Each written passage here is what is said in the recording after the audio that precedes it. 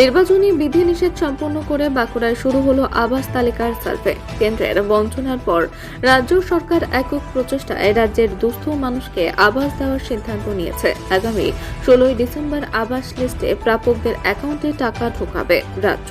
তার আগে রাজ্যের সার্ভের কাজ সম্পূর্ণ নির্দেশ দেওয়া হয়েছে।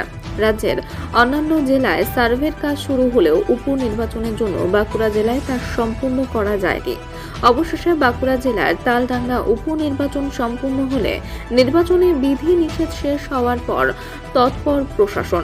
জেলায় 3 জন করে প্রতিনিধি একটি দল করে একাধিক গ্রুপে বিভক্ত করা হয়েছে সার্ভের প্রতিক্রিয়া সম্পন্ন করার জন্য। একজন অফিসার, একজন অ্যাসিস্ট্যান্ট এবং একজন ভিডিওগ্রাফার রয়েছে এই সার্ভের দলে।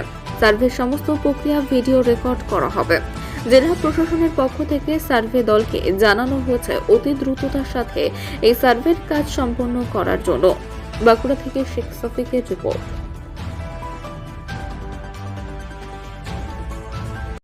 সার্ভে যেটা আছে আমাদের এক একটা টিমে 3 জন করে আছি আমরা। একজন সার্ভেয়ার আছেন, তার অ্যাসিস্ট্যান্ট একজন আছেন, আর একজন ভিডিওগ্রাফার আছেন।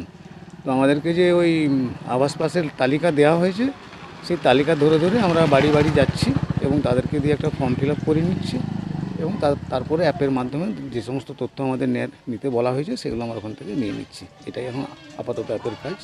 এই মুহূর্তে কারা বাড়ি পাওয়ার যোগ্য,